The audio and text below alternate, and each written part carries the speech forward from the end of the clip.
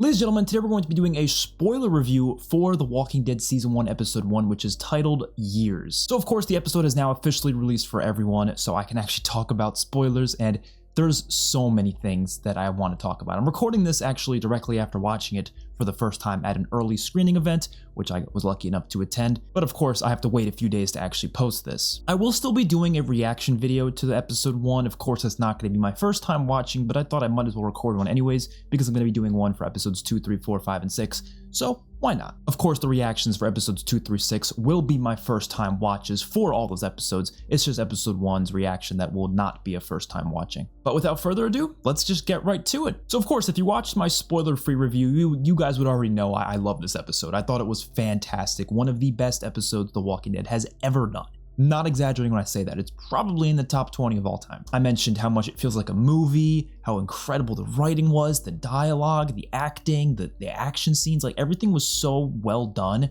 It blew me away. It completely blew me away. But I really wanted to talk spoilers because there's so many little things that happen in this episode that I feel like deserve a full video to talk about. So first of all, within seconds when the episode started, I was already just glued to the screen. It was such a haunting scene because, I don't know, something about the mix of the music that they used and just seeing Rick with a piece of glass just slowly kind of going like that, thinking about it at least, like it's heartbreaking to see that within literally just the first few seconds of the episode. Like it tells so much without saying a word, and that's what makes it such a fantastic scene. I think it's one of my favorite scenes of the whole episode, actually. And they later follow up with that scene later on in the episode. It was kind of like something that was almost like a flash forward at that point. But it's just so good. It's so good. I'm not gonna lie, that one scene alone already had a tear in my eye, just because you're thinking about it, like what it actually means. I mean, just think about the whole 9 seasons where Rick's been a character, right? Has he ever gone that far where he was debating on killing himself? There's never been a point like that, except for one time, season 1, episode 1, when he was thinking about it when he was under the tank. But that's only because he thought he was gonna be eaten alive by walkers. So like, I mean, that's kind of a different situation here where he was in immediate danger. He thought he was going to get eaten alive, and he thought shooting himself in the head would be an easier way to go out. Or you can also, mention the whole bridge thing in season 9, but again, that wasn't really the same because that was him sacrificing himself for others. This is so different because this is him debating it because he's trapped somewhere that is not allowing him to get back to his family. That's basically the gist of it, and that is making him consider it. It is such a heartbreaking moment. And then it goes right into the intro sequence, which amazing music, by the way. It reuses a lot of the music from the end of season 11, that final scene, which I thought was a fantastic final scene, of course. The music in that scene is incredible. And I'm very glad they're using that as like the Michonne and Rick theme, I guess, going forward, which is perfect in my opinion. I'm very glad they're doing that. I mean, obviously they could have made new music too, but I feel like there's something really special about reusing one of those beautiful pieces of music from season 11. And then it goes right into the next scene, which is also one of the best scenes of the episode. I think the whole first like 10 minutes of the episode is some of the best stuff from the entire episode. But you get into the scene where he's just out there killing walkers, and he decides to cut off his own arm because he thinks that's the only way he can get back to his family, that's genuinely what he thinks. And unfortunately it doesn't turn out that way, which makes it all the more heartbreaking. But that is such a big moment too, because it just shows you how far he's willing to go to get back. Like again, these are all things that they're doing to just show you what this character's motivations are and show you how much he cares about them. Because yeah, they could have him go on, a bunch of monologues about how much he misses Michonne and stuff, which they do similar things like that with the notes, which I really like the whole narrating with Rick basically narrating the whole episode. I thought that was really cool, and it was all narration through his letters to Michonne. But they don't even have to do all that because just showing you what he's willing to do to get free is more than enough. Like it's so amazing. And I did suspect it was probably going to end up happening because the recent trailers did a really bad job of keeping it secret. I mean, you can kind of tell in one of the clips from the trailer that yes, he's missing a hand. It's unfortunate that they kind of just messed up with the trailers there, but I loved that scene. As much as I didn't think it needed to happen, I don't think we needed him to lose his arm. I think the comic fan in me thinks it's really cool, and I also, I'm really curious to see how it's going to affect how he's able to continue just living that way, because he's obviously going to be in a lot of situations where he needs to fight, and it will affect him in his fighting because, I mean, not having that use of one of your hands is obviously going to make it harder in those fight scenes. But I thought it was really cool how they gave him that new like arm thing with the knife coming out of it. That thing was awesome. I'm very glad they did something like that. I was expecting something like that because it's just badass. And the actual effects of his arm being cut off, it looked fantastic. It looked so real. It was a really gruesome scene. And seeing him do it, it was really cool because Andrew Lincoln's screams as Rick Grimes, they're very like familiar with his prior screams. And the only time he's ever let out that same scream that he does when he cut off his own arm was, there's 2 times where there was a similar scream to that. First of all, when he was about to cut off Carl's arm, which I think that's such a cool thing. And I don't even know if it was intentional by Andrew Lincoln, but his scream when he did it sounded so, right before he was about to do it, was so similar to when he was about to chop off Carl's arm, season 7, episode 1, where Negan was forcing him to do it. And of course, he ended up not actually doing it, but his scream was the exact same. I thought that was so cool. I don't know if they were doing that on purpose to try to parallel it, but it was so cool. This is it.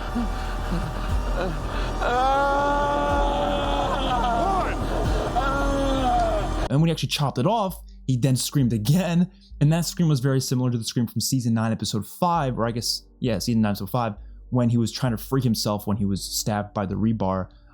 Impaled by the rebar, he was trying to pull himself out. That scream that he did there as well, very similar to this.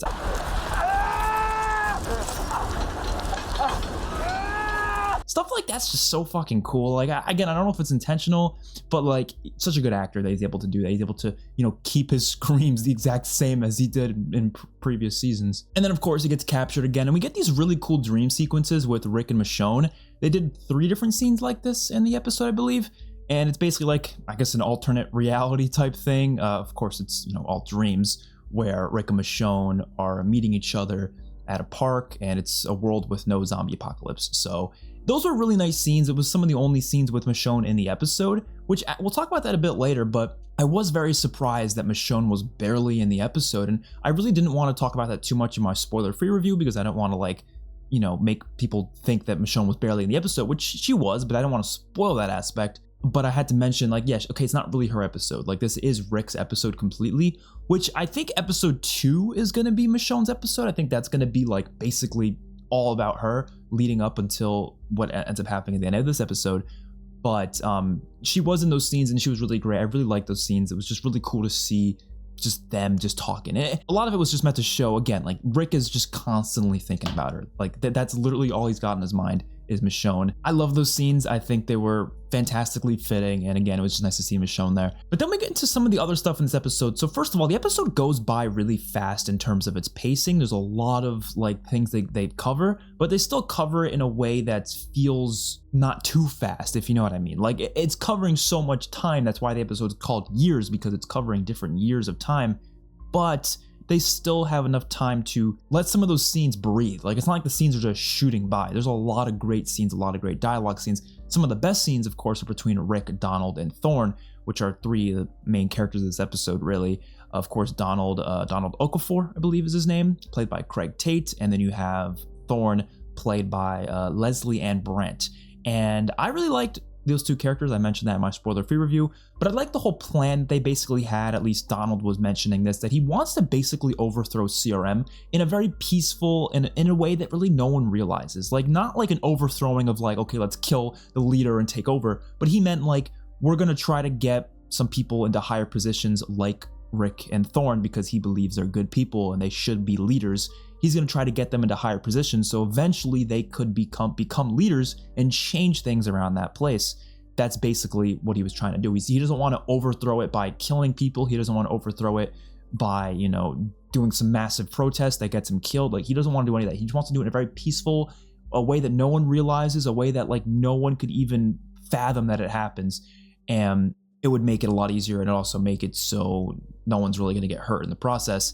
And I thought that was really cool. I thought it was a really cool thing about his character, where he doesn't necessarily hate what CRM does, but he doesn't agree with it fully, and he wants it to change. He wants it to be better. He thinks it needs better leaders, and that's essentially what he's trying to do. He doesn't want to run. He doesn't want to just fight. He wants to try to change it, and that's, I think, a really cool aspect of that character. And Thorne is kind of on board with it. She's not really looking to run away because she realizes it's probably going to get her killed, and she doesn't really want to die. So she's kind of just thinking okay, this is probably the best thing we can do. Let's just go with this plan. Whereas Rick, he's hell no, this is not my battle. I don't want to do this. And I really like that by the end of the episode, Rick decides he wants to help with the whole CRM thing because he realizes he's not getting away anyways. He might as well be there and do something, because he tries multiple times to escape, and that's why, eventually he just realizes he's not gonna be able to do it. He might as well try to change his place, and then maybe when he changes the place, then he can leave. That's probably what his thought process was by the end of the episode. But there was also that whole great monologue about the crops in his field with his father when he was a kid. Loved that scene. That was a fantastic scene, one of the best monologues I've ever seen in television. I'm not kidding. I also really like how Donald was involved in the bombings of Atlanta and LA. I don't exactly remember which bombing he was involved in or if it was just all of them, but he mentioned he was part of the military and he had to kill people in order to save others. And that's kind of the whole idea of what those bombings were. And I just think it's really cool how they were calling back to those moments, because like those are things that happened so long ago in the Walking Dead universe. I mean, it was like, what, 14 years ago or something like that at that point, something around that. And that for us, at least, like we haven't seen the bombing of Atlanta since season 2 when they showed the flashback to it. And then in Fear the Walking Dead, it was season 1. And that was all like 10 years ago in terms of our time. Pretty awesome to finally hear more about that, learn more about that. The Walking Dead franchise has so many new things that we just keep learning. And I think it's so interesting. And I think it's so cool, man. This show does so much for the franchise. And this feels like such an important piece of Walking Dead media in like every way, shape, and form. We also have General Beale here, and I like him so far. I haven't seen enough of him to fully get a good opinion on it. But in this one episode, I think he's a really interesting villain because he's not your typical villain. He kind of reminds me of someone like Pamela, but in a very different way, or Pamela or Lance, I guess, where he's not like a brutal, like he's gonna, kill you and bash your head in type villain, but he's also just still not really a good person. You know what I mean? Like we haven't really seen enough of him to fully understand what his motivations are, what he is, what he's all about. I would love to see more. I can't wait to see more. But the few scenes we did get, I do like his character. I'm interested to see more of that. I think this episode also does a great job of just explaining what CRM is, especially to new viewers who haven't seen any of the prior Walking Dead spinoffs, because honestly, if you haven't seen The Walking Dead World Beyond, you probably have very limited knowledge of what CRM actually is. Because I really try to think about it. I'm like, The Walking Dead actually barely touches on what CRM is. I mean, think about it. They have the logo, the helicopter. That's about it. I don't think they ever even dropped the name CRM at all. Do they in The Walking Dead? I don't recall. I know they did, I think in Fear the Walking Dead with like a little side story. And then they also did, obviously, in The Walking Dead World Beyond. But I can't remember them ever doing it in The Walking Dead. So if you were a fan who just never watched Fear the Walking Dead or World Beyond, you probably didn't know much about CRM, but they do a great job of explaining it here. And I loved how they finally explained what A and B means, because we heard about that since like, what, season 7 or 8? And it's just insane to me that we're finally getting an answer as to what it was. I always assumed it was kind of what they ended up explaining, but not exactly. So what it ends up being is that A is like really tough leaders, people who, are fighters essentially, and Bs are the weaker people, and they end up killing Bs, using them for other means. As are usually brought in to try to be soldiers and such. So I always thought it was something along those lines, because I remember in season 9 Jadis was talking to Father Gabriel and she was going to send him to CRM. Well, I'm curious to see Jadis' character, by the way. I wanted to see her in this episode. We haven't seen her yet, so I'm curious to see when she's going to come into play. I guess her real name's Anne, not Jadis, but whatever, I don't care. Jadis is an easier name to remember, I guess, just because it's, what she started with. She said something to Gabriel about thinking he would be an A or something like that, and he ends up being a B, and then she was gonna, let him get bit because of that. So stuff like that was just really, really interesting, but I never really knew what it actually meant until now. Like, they actually fully explain it, and it makes perfect sense why they're explaining it, because obviously, Donald's explaining it to Rick. That's the whole point. Like, Rick's learning more about CRM as his time, goes on there. So that stuff was really, really cool. And just in general, I love that the episode went through the years of him like going up the ranks from being a grunt to a general. I thought that was really cool. And in general, they cover so many years here, which is exactly what I wanted. I did not want them to just skip 6 years and have it be Rick, 6 years later. I wanted them to show what Rick's been up to since then, right? They didn't show literally everything, but they showed enough. They showed enough for me to be like, okay, this is some solid stuff, and I fucking love it. One of my favorite scenes as well was that one mission where Rick tries to escape, and he's about to go into the sewer, and he takes the grenade, and then he sees a little girl. He's about to throw the grenade at the walkers next to the gas tank, and he sees a little girl there. He's like, shit, like he's like, what do I do? And so he throws the grenade down to the sewers and then, loses his chance of escaping because of it. But that was such a good scene. It was a nighttime scene and it was so well lit. It looked so fantastic. The Walking Dead has had many problems with scenes in the past that are dark and are not well lit. This scene was so well lit, and then Rick goes up to some of the walkers, saves the girl, and he almost gets killed actually there, but Thorne saves him. And her reaction to that moment was really interesting because she kind of has this look of like disappointment in Rick for doing that, because she doesn't want to see him get killed, and she knows that like they will find him. They will find him if he tries to escape. And better yet, she tells him that they know a lot more about you than you realize. So even if you do escape and you get back home, they might come after you and then attack you, which I hope they go in that direction. I would fucking love that if we get like a season 2, or like I've been talking about in other videos, like a Walking Dead crossover movie. I would love it if we get to a point where Rick does escape, he gets back home, CRM follows him there, and then we have some big battle go down or something at Commonwealth or at Alexandria or something like that. That to me would be so incredible. But of course it's Donald who mostly knows a lot about Rick, and that's what Thorne said. So then Rick confronts Donald the next day, and that was one of my favorite scenes as well, where Rick's like yelling at him. They have this whole fight scene, which I think was one of the best choreographed fight scenes of all time. Everything just looked so clean in the fight scene. I fucking loved it. And the kick especially. I mentioned a kick in my spoiler-free review. When Rick kicks him in the face, it's one of the best looking kicks I've seen on screen. It looks so real. I don't know. I loved it. I can't wait to rewatch it, but it was so crisp. And then that's when Donald, of course, reveals that he was involved in the bombings, and he lost people too, and all these things. And it's just so good, man. It's so good. And then it leads into a scene where Rick is fully on board. He eventually mentions that he's on board with the whole overthrowing CRM thing, and he's in the helicopter. He's talking to Donald, and Donald just fucking explodes. Like I think I've never seen a whole crowd of people scream louder in my life. Like I was watching it, obviously with a bunch of other people. So when that happens, his body just rips open. Like I don't know what was shot at him. I'm sure we'll learn in episode 2, but like it must have been like a Barrett 50 cal. But even then, a Barrett 50 cal wouldn't have done all of that. I mean, it literally exploded his upper half. Like I don't know. It must have been an RPG missile maybe, but like wouldn't that have been a bigger explosion? Like it wasn't enough to be like a missile, but it was too much to be a Barrett 50 cal. So I have no idea what it was. I'm very curious to find out. But then, they end up crash landing, and we get that amazing moment where Michonne, we kind of see her in the background. She's looking at the soldiers. She almost kills Rick, and then the mask gets taken off, and then she's like, shit. And there's just this whole moment there, and then it just ends. And I did mention, and I want to talk about this now, I did mention in my spoiler-free review that there was a criticism I had for the episode that wasn't really about the episode. It was more so about like worries of what this is going to do for the rest of the season. And this was that criticism. As much as it didn't affect this episode at all in terms of, negatively affecting it, I am a little bit worried about how the rest of the season is going to feel, considering we've already gotten the Rick and Michonne reunion. Because part of me feels like the reunion would be more impactful if it happened, let's say, like episode 4, episode 5, like later on in the season. I think there would be a higher level of emotion there. But happening literally just within the first episode, I feel like was maybe too soon. But again, it depends how the rest of the season goes. It might not be a problem in later episodes. I just almost felt like it was too soon for it. I was like, you could have waited a little bit for that. It doesn't really negatively affect the episode though, so that's why I mentioned that in my review. We know that there's gonna be a lot of Michonne scenes before that moment, so episode 2 is definitely gonna go back and show what Michonne's been up to since then.